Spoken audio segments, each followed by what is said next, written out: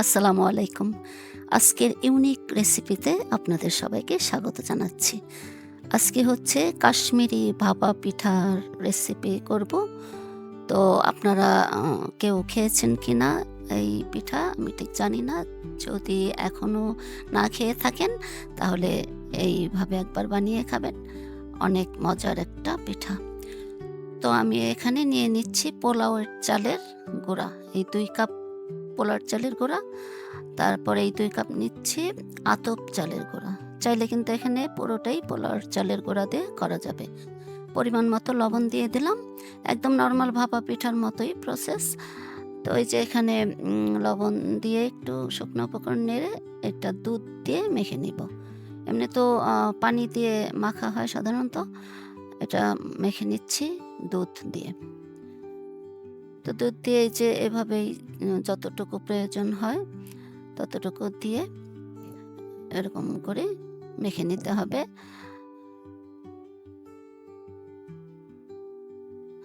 আর এটা মেখে ১ ঘন্টার জন্য রেখে দিতে হবে। ১ ঘন্টা বা এর বেশি সময়ও রাখলে ভালো। তো এই যে এতটুকু দুধ আমার বেঁচে গেছে।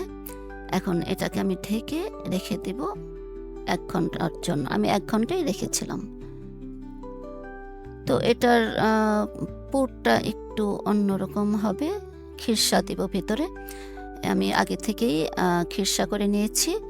আর হচ্ছে এই কাঠবাদাম কুচি, পেস্তা বাদাম কুচি, কিশমিশ। আমি কাঠবাদাম, পেস্তা বাদামগুলোকে ভিজিয়ে খোসা ফেলে এরকম কুচি করে নিয়েছি। চাইলে কিন্তু এখানে কাজু বাদামও দেওয়া যাবে। আচ্ছা, এটা নিয়েছি হচ্ছে ওই যে ডেজার্ট খাওয়ার যে বাটিগুলো, পাতলা বাটি, সেই বাটি। কারণ যেহেতু খিরসা, বাদাম, কিশমিশ দেওয়া থাকবে তাই একটু ছোটোখাটো পাতলা বাটি নিয়ে নিলাম। এটা কিন্তু বড় নরমাল যে আমরা ভাপা পিঠা বানাই সেই বাটিতেও কিন্তু করা যাবে। তো আমি এই পাতলা বাটি নিয়েছি। দিয়ে দিচ্ছি প্রথমে বাদাম কুচিগুলো। এখন দিয়ে দিচ্ছি খিরসা। খিরসার পরিমাণ বাদাম, কিশমিশ সব কিন্তু যার যার পরিমাণ মতো পছন্দ মতো দিয়ে নিলেই হবে। খিরসাতেও কিন্তু আমি যথেষ্ট মিষ্টি দিয়েছি। এখন দিয়ে দিচ্ছি গুড়। আর খিরসা মিষ্টি, সেজন্য গুড়ের পরিমাণটা আমি একটু কম করেই দিলাম। এখানে কোনো নারিকেল দেব না। এখন দিয়ে দিচ্ছি কিশমিশ। কিশমিশগুলো সবার পরে উপরে ছড়িয়ে দিয়ে দিলাম। এখন আবার ওই গুঁড়ি দিয়ে ঢেকে দেব। একদম নরমাল ভাপা পিঠার মতোই প্রসেস, শুধু ভিতরের পুরটা একটু ভিন্ন। তো এখন এই যে আবার এটা গুঁড়ি দিয়ে সুন্দর করে ঢেকে একটু চেপে দেব। এই পিঠাটা কিন্তু অনেক মজা হয়।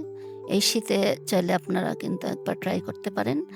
অনেক সহজ আর খেতেও অনেক মজা। হয়ে গেল। আমি আগে থেকেই হাঁড়িতে পানি বসিয়েছি, পানি বলক আসছে।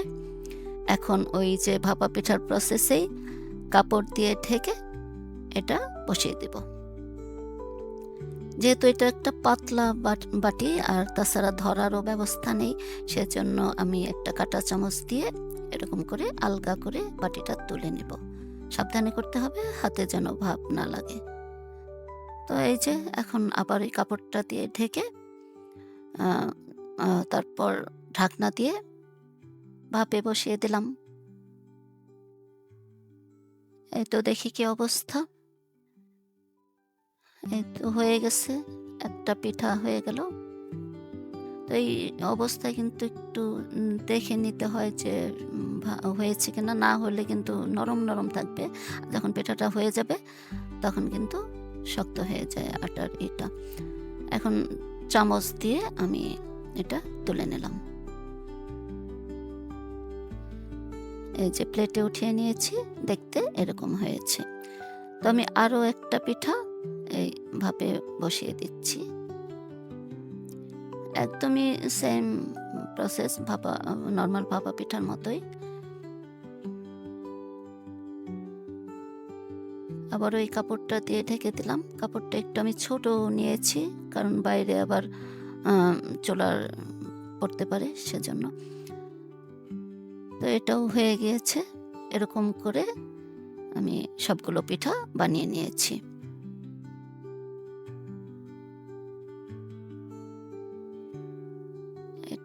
হাত দিয়ে তুলে নিলাম। এই তো হয়ে গেল মজার কাশ্মীরি ভাপা পিঠা। আপনারা বাসায় ট্রাই করবেন। আর সবাই ভালো থাকবেন, আমার চ্যানেলটা সাবস্ক্রাইব করবেন আর নিয়মিত আমার চ্যানেলের সঙ্গেই থাকবেন। নেক্সট ভিডিওতে দেখা হবে। আল্লাহ হাফেজ।